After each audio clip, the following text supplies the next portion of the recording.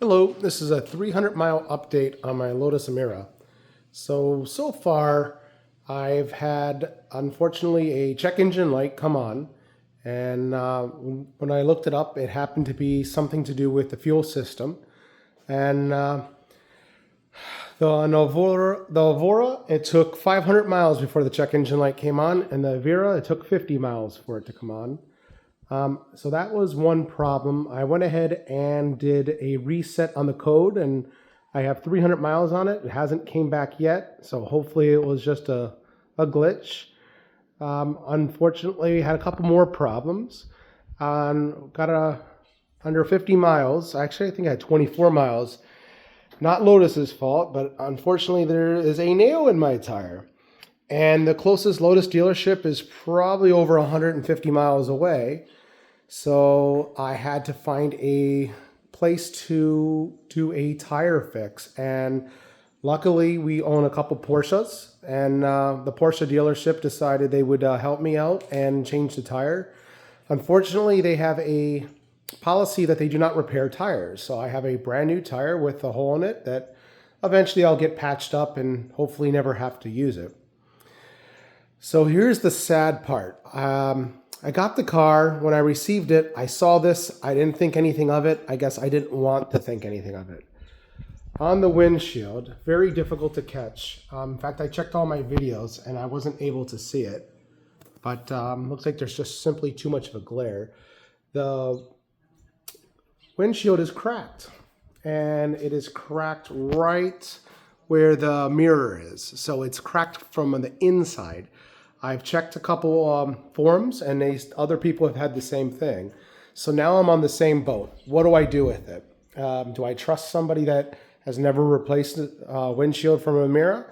Is it even a big deal? Is this something simple that anybody can do? I'm not sure. So unfortunately, I'll be sending this back to Lotus of Naples to take a look at it and replace the windshield. Couple other problems of the car. Again, not Lotus's fault, but the wrap that I had, unfortunately, is starting to peel. I'm not sure if the camera does catch it up. So that's a lot of dirt on the plastic. So they're going to have to hopefully repair that, cut it out. It doesn't really matter. I definitely want it to have fixed.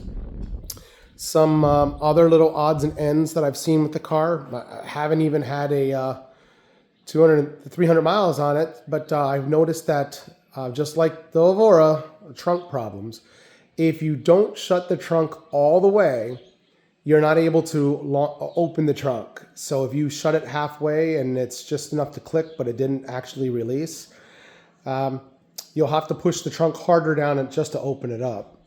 But otherwise, this car is fantastic. Comparing it to the Avora, the exhaust sound is simply just so quiet. So I found out after I received the car that I can do a delete the third cat. So I think that's what I'm going to do. Hopefully it brings enough sound. I was ensured that it will not hurt any check engine lights or avoid any warranties or anything. So I think that's what I'm going to do. They are coming today to drop back off my Avora. So once they drop my Avora off, unfortunately, my Emira goes back. I am lucky enough to own two cars. I'm not sure if I'm going to keep the Avora as the Via is Emira. Excuse me, I wish I had a Vira. As this car is fantastic. It's not as track focused. It's more of a luxury car compared to the Avora. So when I get the Avora back today, I'm going to take it for a ride and make my decision. Right now, I'm a really big fan of a manual car, and they're very difficult to get.